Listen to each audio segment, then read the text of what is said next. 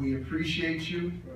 Without you, there is no us. No man, nor woman could get on this earth without coming through you. And I feel comfortable here. As soon as I saw that black Jesus, I said, I'm in the right place.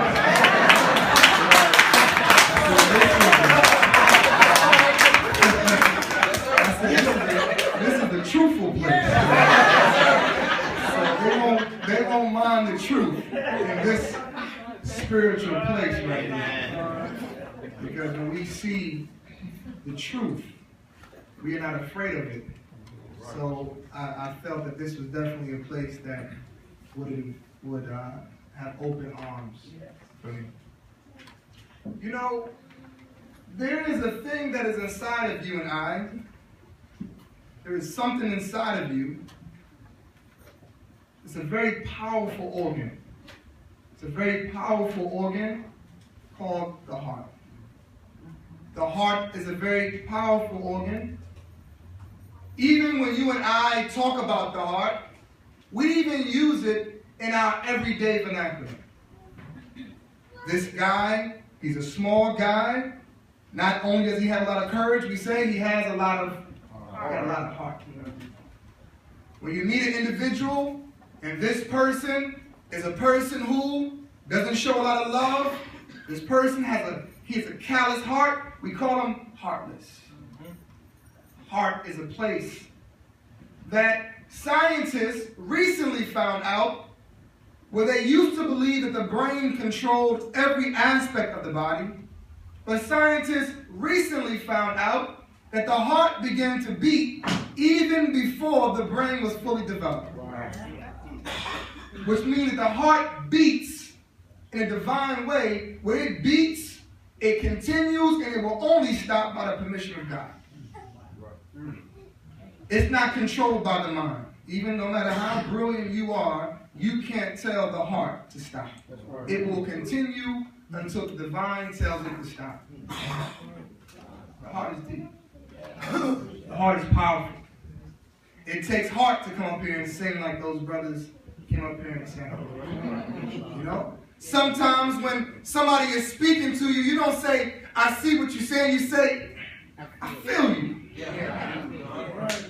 Some of us we can remember, or some of you can remember a lot better than me when Aretha Franklin is singing or Marvin Gaye was singing. It wasn't something, it was a chill that went up your body. It was something that you can feel. When the pastor is speaking, when the imam is speaking, when the rabbi is speaking, when a person is speaking in such a way that's powerful, you can't just say, I see what you're saying. You say, I feel you.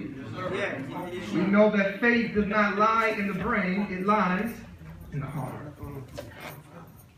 If you were to try to understand the power of God intellectually, you go crazy. Because the brain can't understand God. The brain can only understand things based upon previous knowledge. So you know 3 times 3 is 9 because you know 1 plus 1 is 2. That's right.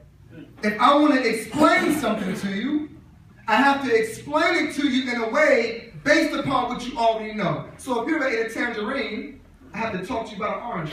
Well, you know, it's like a small orange. Yeah. Oh, okay. Have you ever been to Hawaii before? No, I've never been to Hawaii. You ever been to Florida? Yeah. Okay, well, it's a little bit like Florida. Oh. Intellectually, you can't, but the heart is different.